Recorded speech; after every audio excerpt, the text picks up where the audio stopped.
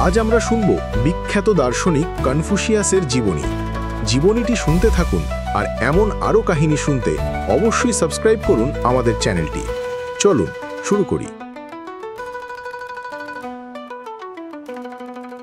খ্রিস্টপূর্ব 551 সালের এক শরতের দিনে চীনের লু প্রদেশের ছোট্ট এক গ্রামে জন্ম নিলেন এক শিশু।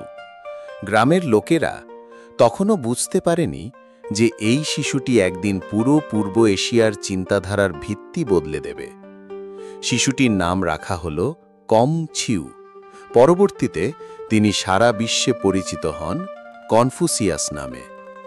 কনফুসিয়াস জন্মেছিলেন দরিদ্র পরিবারে। তার বাবা তখন বয়সে প্রবীণ, কিন্তু স্বভাব ছিল কঠোর যোদ্ধার মতো। মা ছিলেন কোমল মনের, কিন্তু জীবনের কষ্টে নুড়ে পড়া এক নারী। কনফুসিয়াস যখন মাত্র 3 বছরের শিশু, তখন তার বাবা মারা যান। ছোট্ট বয়সেই এত বড় শূন্যতা তাকে ঘিরে ধরে। সেই থেকেই তার শৈশব কাটতে থাকে অভাব, দুঃখ আর সংগ্রামের মধ্যে। যখন অন্য শিশুরা খেলার মাঠে দৌড়ঝাঁপ করছে, তখন কনফুসিয়াস কাঠের টুকরো দিয়ে ছোট ছোট মডেল তৈরি করতেন, যেমন মন্দির, ঘর কিংবা কোনো আনুষ্ঠানিক আসরের আসন। গ্রামের মানুষরা অবাক হয়ে বলতো, এই ছেলেটা যেন জন্মগতভাবে শৃঙ্খলা আর রীতিনীতির প্রতি আকৃষ্ট। কনফুসিয়াস বড় হতে হতে বুঝতে পারলেন, জীবনের আসল শক্তি টাকা পয়সা নয়, বরং জ্ঞান আর নৈতিকতা। ছোটবেলায় কোনো ভালো শিক্ষক না পেলেও তিনি গ্রামের বৃদ্ধদের থেকে গল্প শুনতেন, প্রাচীন কাব্য ও ইতিহাসের টুকরো টুকরো শিক্ষা গ্রহণ করতেন। তার মনে সবসময় একটা প্রশ্ন ঘুরপাক খেত: মানুষ কেন অশান্তিতে ভোগে? কেন অন্যায়ের শিকার হয়? কেন শাসকরা প্রজাদের সুখ দুঃখ বোঝে না? এই প্রশ্নগুলোর উত্তর খুঁজতেই তিনি বই, ইতিহাস, আচার, পুরনো গান ও কবিতা পড়তে শুরু করলেন। তার মেধা ও কৌতূহল খুব দ্রুতই অন্যদের নজরে পড়ে। যৌবনে পৌঁছেই কনফুসিয়াস সিদ্ধান্ত নিলেন তিনি শিক্ষকতা করবেন। কিন্তু তখনকার দিনে শিক্ষা ছিল শুধু অভিজাত শ্রেণীর জন্য। দরিদ্র বা সাধারণ পরিবার থেকে আসা কারও শিক্ষা গ্রহণের সুযোগ ছিল না। কিন্তু কনফুসিয়াস ভিন্ন চিন্তা করলেন। তিনি ঘোষণা দিলেন, শিক্ষা সবার জন্য। এখানে দরিদ্র, ধনী, অভিজাত, সাধারণ কোনো বিভেদ থাকবে না। এভাবেই শুরু হলো তার স্কুল। ছাত্ররা আসতে লাগলো গ্রাম থেকে, শহর থেকে, কেউ ধনী, কেউ গরিব। তাদের তিনি শেখাতেন শুধু ইতিহাস বা কাব্য নয়, বরং জীবনযাপন, নৈতিকতা, পরিবারে দায়িত্ব, সমাজে কর্তব্য এবং মানুষের প্রতি শ্রদ্ধা। শীঘ্রই শত শত ছাত্র তার শিষ্য হয়ে উঠল। তারা তাকে শুধু শিক্ষক নয়, বরং আধ্যাত্মিক পথপ্রদর্শক হিসেবে দেখতে লাগল। কনফুসিয়াস শুধু শিক্ষক হিসেবেই সন্তুষ্ট ছিলেন না। তিনি বিশ্বাস করতেন, যদি শাসকরা নৈতিক পথে চলে, তবে গোটা সমাজে শান্তি আসবে। এই বিশ্বাস থেকেই তিনি রাজনীতির মঞ্চে প্রবেশ করেন। লু প্রদেশে তিনি উপদেষ্টা হিসেবে কাজ শুরু করেন। তার প্রজ্ঞা দেখে অনেকে মুগ্ধ হলেও বাস্তব রাজনীতিতে তার আদর্শ টিকিয়ে রাখা ছিল কঠিন। অনেক সময় শাসকেরা ক্ষমতা ও স্বার্থকে নৈতিকতার উপরে স্থান দিত। কনফুসিয়াস এর প্রতিবাদ করতেন, পরামর্শ দিতেন ন্যায় নীতি মানতে। কিন্তু এতে তিনি বারবার শাসকদের অপছন্দের পাত্র হয়ে পড়েন। অবশেষে তিনি চাকরি ছেড়ে বেরিয়ে পড়েন দীর্ঘ ভ্রমণে।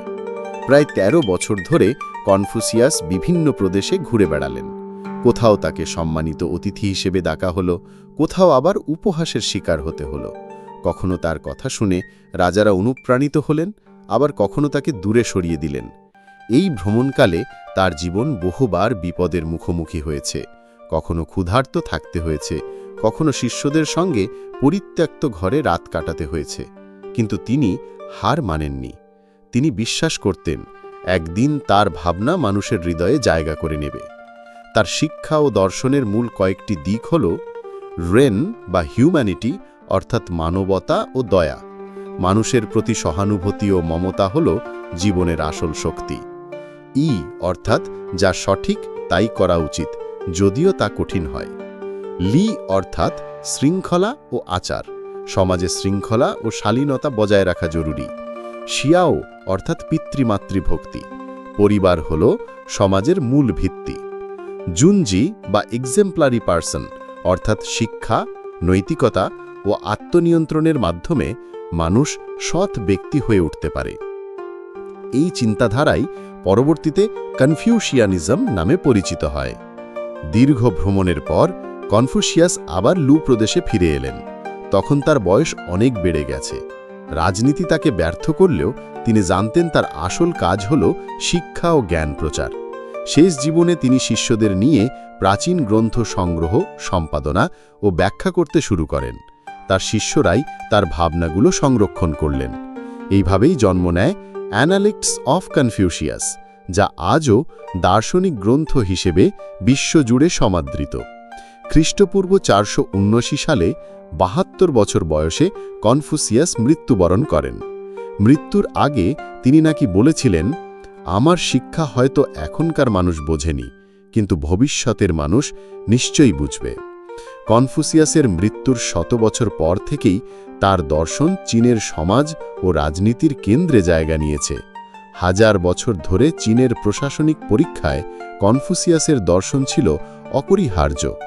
কোরিয়া, জাপান, ভিয়েতনাম সহ পুরো পূর্ব এশিয়ার সংস্কৃতিতে তার চিন্তাধারার ছাপ স্পষ্ট। আজও মানুষ তাকে শুধু দার্শনিক হিসেবেই নয়, বরং একজন শিক্ষক, নৈতিক পথপ্রদর্শক এবং শান্তির দূত হিসেবে স্মরণ করে। এভাবে কনফুসিয়াসের জীবন এক অনন্য কাহিনী। সংগ্রাম থেকে শিক্ষা, শিক্ষা থেকে দর্শন, আর দর্শন থেকে চিরন্তন প্রেরণা।